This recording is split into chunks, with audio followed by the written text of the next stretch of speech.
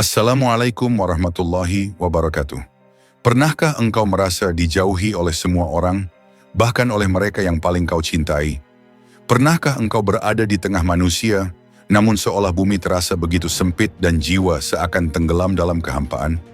Di Madinah, sekitar tahun 9 Hijriah, seorang sahabat Nabi yang sangat dicintai, Ka'ab bin Malik, mengalami ujian yang hampir membuatnya hancur. Ia bukan orang munafik, ia bukan pembohong, namun kejujurannya justru membuatnya diasingkan oleh seluruh kota. Bayangkan, tak ada satu pun yang menyapa. Istrinya diperintahkan menjauh. Bahkan salam pun tak dibalas. Ia hidup dalam kesendirian mutlak selama 50 hari. Namun di tengah ujian itu, datanglah surat dari seorang raja kafir yang menawarkan pelarian, kehormatan, dan kekayaan. Apa yang akan kau pilih jika semua manusia menolakmu dan hanya musuh yang membukakan pintu? Inilah kisah tentang kejujuran, tentang taubat, dan tentang bagaimana Allah menurunkan wahyunya untuk memuliakan 3 orang yang terasing. Sebuah kisah yang diriwayatkan dalam Sahih Bukhari dan Sahih Muslim dan diabadikan oleh Allah dalam surah At-Taubah ayat 118. Inilah kisah yang akan mengguncang hatimu. Dengarkan baik-baik, karena ini bukan sekadar cerita. Saat itu Madinah diselimuti panas yang menyengat. Langit biru cerah tak memberi bayang. Debu berterbangan dan aroma tanah yang kering menusuk hidung. Di tengah kondisi itu, datanglah seruan dari Rasulullah. Bersiaplah untuk berjihad melawan Romawi di Tabuk. Itu bukan perintah biasa. Tabuk adalah medan yang jauh, lebih dari 700 km dari Madinah. Padang tandus, tanpa sumber air, dan di musim paling panas dalam sejarah hijrah. Bukan hanya lelah fisik yang menanti, tapi musuh besar, Kekaisaran Romawi, pasukan terbesar dunia saat itu. Namun Rasulullah memanggil seluruh kaum muslimin, tua, muda, kaya, miskin, semua. Ini adalah panggilan iman, bukan sekadar perang, tapi berat sekali. Untuk pertama kalinya, Rasulullah menyebut tujuan perangnya secara terbuka, karena musuhnya bukan kabilah kecil, tapi kekuatan dunia. Para sahabat bergerak, ada yang menjual rumahnya. Ada yang menyerahkan seluruh hartanya, seperti Utsman bin Affan radhiyallahu anhu. Bahkan kaum wanita pun turut menyumbang, perhiasan, kalung, apa saja. Dan di tengah hiruk-pikuk persiapan itu, ada satu sahabat mulia yang terpaku. Namanya Ka'ab bin Malik. Ia adalah penyair Rasulullah, seorang pejuang Uhud, Baiat Aqabah, dan pengikut setia. Tapi kali ini, hatinya ragu. Ia ingin berangkat. Sungguh ingin. Tapi hari itu terlalu panas. Ia menoleh ke kebunnya. Anggur sedang ranum. Kudanya belum diberi pelana. Sandalnya belum dijahit. Besok saja aku siapkan, gumamnya. Besok datang, dan ia masih duduk. Melihat orang-orang pergi, tapi berkata dalam hati, aku bisa menyusul, aku kuat. Aku sudah ikut banyak peperangan, aku bukan munafik. Tapi satu hari menjadi 2, 2 menjadi 3, 3 menjadi minggu. Sampai akhirnya pasukan Rasulullah pun benar-benar berangkat, dan Madinah seakan mati. Hanya kaum wanita, anak-anak, orang sakit, dan kaum munafik yang tersisa. Dan Ka'ab masih di sana, duduk di kebunnya, melihat langit, dan menyadari ia telah tertinggal. Hatimu akan ikut berdesir jika membaca pengakuannya sendiri. Setiap kali aku melihat diriku, aku merasa sedih. Aku kuat, aku sehat, tapi aku tak berangkat. Setiap kali aku ingin menyusul mereka, aku tak jadi. Sampai aku tahu, aku sudah gagal. Ka'ab bukan orang munafik, ia bukan pengecut. Tapi ujian berat kadang menjatuhkan yang terkuat. Dan disinilah awal kisah ini dimulai. Ka'ab bin Malik duduk termenung di bawah naungan pohon anggur yang rimbun. Matahari siang Madinah membakar tanah, tapi bukan itu yang menyengat hatinya. Yang membakar dadanya adalah penyesalan yang menusuk, dalam, pahit, dan perlahan membunuh semangat. Ia menyaksikan debu di kejauhan perlahan menghilang. Itulah debu yang dibangkitkan langkah kaki pasukan Rasulullah menuju Tabuk. Ka'ab hanya berdiri menatap, kakinya berat, lebih berat dari batu yang terikat di hati. Besok aku akan menyusul, ia berkata dalam hati. Tapi besok datang, dan ia hanya duduk. Tidak ada persiapan, tidak ada gerakan, hanya gelisah, hanya sesal. Setiap hari ia bangun dengan tekad, namun setiap sore ia kembali duduk dengan lesu. Jiwa dan tubuhnya seperti terbelah antara cinta kepada Allah dan Rasul-Nya dan kelalaian yang membelit seperti belenggu tak terlihat. Hari terus berlalu, seminggu, 2 minggu, dan Ka'ab sadar, waktunya telah habis. Pasukan sudah terlalu jauh, ia tak mungkin menyusul. Ia telah tertulis sebagai orang yang tertinggal dari Rasulullah dalam ekspedisi terbesar umat Islam saat itu. Dan lebih dari itu, ia tahu siapa saja yang tertinggal saat ini hanyalah 2 golongan. Orang-orang lemah yang memang tidak mampu, dan kaum munafik yang berpura-pura beriman. Ka'ab bukan keduanya. Ia sehat, ia kuat, ia beriman. Tapi kenapa dia tertinggal? Ia duduk di antara pepohonan kebunnya, memandangi anggur-anggur yang menggoda, dan menangis. Air matanya jatuh tanpa suara. Tidak ada yang bisa ia katakan. Tidak ada yang bisa ia lakukan. Rasulullah telah pergi. Pasukan kaum mukminin telah berangkat. Dan ia hanya bisa menunggu. Menunggu sesuatu yang bahkan tak ia mengerti. Ka'ab bin Malik berkata dalam riwayat Sahih Bukhari dan Muslim, "Aku belum pernah absen dari peperangan bersama Rasulullah, kecuali pada perang Tabuk. Aku tidak pernah lebih kuat dan lebih mampu secara fisik dan materi dibanding saat itu. Tapi aku menunda-nunda hingga kepergian Rasulullah pun datang. Dan aku belum bersiap. Dan sejak saat itu, Ka'ab hidup dalam bayang-bayang penyesalan. Dia tidak hanya takut atas keputusan fatalnya, tetapi juga takut menghadapi wajah Rasulullah ketika beliau pulang. Sebuah keputusan yang sederhana, besok saja, telah menciptakan badai dalam jiwanya. Dan badai itu belum selesai. Beberapa hari kemudian, Madinah bergetar oleh kabar. Rasulullah dan pasukannya telah kembali dari Tabuk. Matahari sore belum sepenuhnya tenggelam ketika barisan para pejuang itu terlihat dari kejauhan. Langkah mereka mantap, wajah-wajah mereka penuh cahaya kemenangan. Meski tak ada perang yang meletus, kepergian mereka telah membuat musuh ciut dan gentar. Di antara gema takbir dan sambutan hangat dari kaum wanita dan anak-anak Madinah, Ka'ab bin Malik berdiri jauh dari keramaian. Dia tidak ikut dalam barisan penyambut. Ia tak sanggup. Jantungnya berdegup seperti jenderang perang, bukan karena takut dibunuh, tapi karena ia takut Allah murka padanya, dan Rasul menolaknya. Hari itu, satu persatu orang-orang yang tertinggal dari perang mulai berdatangan menghadap Rasulullah. Tapi mereka datang bukan dengan kebenaran, melainkan dengan kebohongan, alasan-alasan palsu. Wahai Rasulullah, aku tidak bisa pergi karena keluargaku sakit. Wahai Nabi, aku hampir saja berangkat, tapi unta-untaku kabur. Rasulullah mendengarkan mereka satu persatu dan menerima mereka secara lahir. Tapi dalam diam, beliau tahu banyak dari mereka tidak jujur. Namun beliau bukanlah hakim atas isi hati manusia. Maka Rasul hanya berkata, "Semoga Allah mengampunimu," dan menyerahkan mereka kepada Allah. Lalu datanglah Ka'ab bin Malik. Tubuhnya gemetar tapi langkahnya mantap. Ia tidak membawa unta sebagai hadiah, tidak membawa alasan, tidak membawa air mata palsu. Ia hanya membawa satu hal, kejujuran. Ka'ab berdiri di hadapan Rasulullah yang duduk bersama para sahabat di Masjid Nabawi. Suasana hening, semua mata memandangnya. Ia tahu ia bisa mengarang alasan. Ia tahu Rasul bisa saja menerima itu seperti kepada yang lain. Tapi Ka'ab tidak bisa menipu. Dengan suara pelan namun tegas ia berkata, "Wahai Rasulullah, demi Allah, jika aku duduk di hadapan orang selain engkau dari penduduk dunia, pasti aku bisa beralasan dan membuatnya ridha. Tapi aku tahu, jika aku berbohong kepadamu hari ini, Allah pasti akan murka padaku. Maka aku jujur padamu. Aku tidak punya alasan. Aku tidak ikut karena aku menunda-nunda, dan aku bersalah." Rasulullah menatapnya dengan wajah penuh keheningan. Para sahabat terdiam, lalu Nabi berkata, "Adapun orang ini, sungguh ia telah berkata jujur.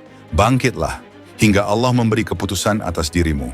Itu saja, tidak ada pelukan, tidak ada pujian, tidak ada pengampunan segera, hanya sepi, dan ujian yang lebih berat dimulai." Ka'ab keluar dari masjid dengan dada bergemuruh, tapi dalam hati kecilnya ada cahaya kejujuran. Ia tahu ia telah memilih jalan yang pahit tapi benar. Namun ia belum tahu, jalan itu akan membawanya ke titik terendah dalam hidupnya, dan ia juga belum tahu bahwa dari titik terendah itu, Allah akan mengangkatnya lebih tinggi dari yang pernah ia bayangkan. Sejak hari itu, hari di mana Ka'ab bin Malik berkata jujur di hadapan Rasulullah, dunia seakan runtuh di sekelilingnya. Perintah Rasul datang dengan tegas, janganlah seorang pun berbicara kepada Ka'ab bin Malik, Murarah bin Rabi' dan Hilal bin Umayyah. 3 nama, 3 lelaki yang jujur. Tapi justru karena kejujuran itulah mereka dipisahkan, diboikot, diasingkan. Hari pertama, Ka'ab melangkah keluar dari rumahnya seperti biasa. Ia pergi ke masjid, berharap bisa menyapa sahabat-sahabatnya seperti biasanya. Tapi tidak ada senyum yang menyambut, tidak ada ucapan salam, tidak ada tatapan mata. Semua wajah berpaling. Orang-orang yang dulu duduk di sisinya kini bangkit dan pergi. Bahkan orang yang paling dekat dengannya pun tak berani menyapa. Tidak satu kalimat, tidak satu lirikan. Ka'ab bingung, terdiam, hatinya tercekat. Apa ini? Apakah aku benar-benar telah dibuang oleh umat ini? Ia masih mencoba bertahan. Hari kedua, ketiga, keempat, masih tak ada yang berbicara padanya. Bahkan ketika ia berjalan melewati pasar, orang-orang pura-pura sibuk menunduk. Anak-anak kecil pun menjauh, hari-hari terus berjalan, dan setiap hari terasa seperti 1 tahun. Pada hari ke-40, lebih dari sebulan Ka'ab hidup dalam keheningan yang menyiksa. Datanglah perintah kedua dari Rasulullah. Suruhlah istri Ka'ab pulang ke rumah orang tuanya. Bukan karena perceraian, bukan karena marah, tapi karena ujian. Rasulullah ingin Ka'ab merasakan kesendirian yang paling dalam. Sang istri, yang selama ini diam namun setia menyiapkan makanan, pergi tanpa sepatah kata pun. Air mata Ka'ab tumpah. Ia mencium bau kehilangan di seluruh sudut rumahnya. Malam-malamnya menjadi sunyi, siangnya menjadi beku. Ia pernah naik ke atap rumah, memandang Madinah dari kejauhan, berharap ada satu suara memanggilnya. Tapi tak ada. Sahabat-sahabatnya yang dulu berbagi roti dan air, kini seperti tak mengenalnya. Ia bahkan sempat bertanya kepada Rasulullah, "Wahai Rasulullah, apakah aku harus menceraikan istriku?" Tapi Rasul hanya berkata, "Jangan, tapi pisahkanlah dirimu darinya." Dan Ka'ab pun taat. Suatu hari, ia pergi ke masjid dan melihat Nabi duduk di tengah para sahabat. Ka'ab menatap wajah Rasul, menunggu secercah senyum, setitik belas kasihan. Tapi Nabi memalingkan wajahnya. Ka'ab berpindah arah, berdiri di sisi kanan, berharap ada lirikan. Tapi Rasul masih berpaling, tangisnya pecah. Ia tahu ini adalah hukuman yang lebih berat daripada cambuk atau penjara. Ini adalah ujian jiwa. Ujian akan kejujuran yang ia pilih sendiri. Ia tidak pernah selemah ini. Namun, ia tidak menyerah. Setiap hari ia tetap sholat di masjid. Tetap membaca Al-Quran. Tetap menyesali dosanya. Tetap berharap Allah akan mengampuni. Dan setiap malam, ia menangis sendirian di lantai rumahnya. Menunggu dan menunggu hingga cahaya itu datang dari langit. Hari-hari terus bergulir. Keheningan masih menyelimuti Ka'ab bin Malik. Matahari terus terbit dan tenggelam, tapi dunia Ka'ab seperti berhenti. Tak ada suara, tak ada sahabat, tak ada istri. Hanya air mata dan doa. Tepat ketika tubuhnya mulai lelah dan hatinya mulai bergetar, sebuah kejadian mengguncang batinnya. Dari kejauhan seorang kurir asing datang, mengenakan pakaian megah, membawa gulungan surat bersegel raja. Ka'ab membuka surat itu dengan tangan gemetar. Isinya, "Kami mendengar bahwa sahabatmu telah menjauh darimu dan menelantarkanmu. Ketahuilah, engkau tidaklah hina di sisi kami. Datanglah kepadaku dan kami akan memuliakanmu." Raja Ghassan. Kalimat itu menghujam dadanya seperti anak panah. Raja Ghassan, penguasa Nasrani di wilayah Syam, mengulurkan tangan, menawarkan pelarian dan kemuliaan dunia. Di saat umat Islam membungkamnya, di saat Madinah menolaknya, datanglah tangan kafir yang mengaku peduli. Bayangkan, Ka'ab bisa saja pergi. Ia bisa menyambut kemewahan dan penghiburan. Ia bisa berteriak, "Lihat, aku masih dihargai." Tapi, ia tahu siapa dirinya. Ia tahu siapa yang ia cintai. Ia tahu bahwa kemarahan Rasulullah jauh lebih berat dari segala penghinaan dunia. Ka'ab berdiri di depan perapian rumahnya. Surat dari raja masih utuh di tangannya. Ia pandangi tulisan itu sejenak, lalu melemparkannya ke dalam tungku api. Surat itu terbakar, hancur menjadi abu seperti seluruh godaan dunia yang ingin menyesatkannya. Ka'ab tidak memilih kehormatan di mata manusia. Ia memilih cinta Allah dan Rasul-Nya. Di saat tawaran dunia datang, ia menolaknya demi kejujuran, demi kebenaran, demi sebuah cahaya yang masih ia tunggu dari langit. Maka malam itu Ka'ab kembali duduk di lantai rumahnya yang dingin, sendiri, lapar, tapi hatinya ringan. Meski dunia menjauh, ia tetap dekat dengan Allah. Dan tak lama lagi, langit akan menjawab kesabaran itu. Sudah 50 hari sejak ia dikucilkan. 50 malam tanpa suara, tanpa senyum, tanpa sapaan. Langit terasa rendah, bumi terasa sempit, meski tak ada yang menahannya secara fisik. Yang menyiksa adalah penantian dan ketidakpastian. Namun pagi itu, ada sesuatu yang berbeda. Angin terasa lebih lembut. Langkah kaki manusia yang biasa hening di sekitarnya, kini mulai bergema. Lalu, dari kejauhan, seorang lelaki datang berlari. Nafasnya terengah, wajahnya bersinar. Dia berteriak dari puncak bukit dengan suara yang menggelegar. "Wahai Ka'ab bin Malik, bergembiralah." Ka'ab langsung bangkit. Dadanya bergetar hebat. Apakah ini? Langkahnya goyah, tapi jiwanya melesat. Lelaki itu mendekat dengan senyum penuh cahaya. Ia membawa pesan suci dari Rasulullah. Sesungguhnya Allah telah menerima taubat Ka'ab bin Malik, Murarah bin Rabi, dan Hilal bin Umayyah. Hal ini terjadi karena turunnya sebuah wahyu.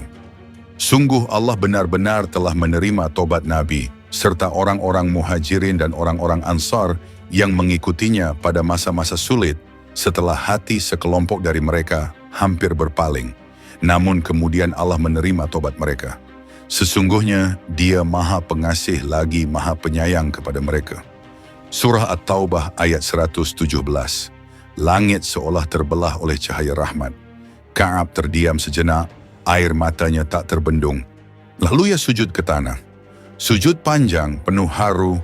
Ya Allah, Engkau tidak meninggalkanku. Sesudah sujud, ia segera bangkit dan menuju Masjid Nabawi. Kakinya terasa ringan, seolah terbang. Dadanya lapang, seolah dunia dipenuhi oksigen surga. Begitu tiba di masjid, Ka'ab melihat Rasulullah di tengah-tengah sahabatnya. Wajah Nabi bercahaya, lebih terang dari biasanya. Ketika pandangannya bertemu dengan Ka'ab, beliau tersenyum. Senyum penuh cinta, penuh pengampunan. Dan beliau bersabda dengan kalimat yang menggetarkan hati.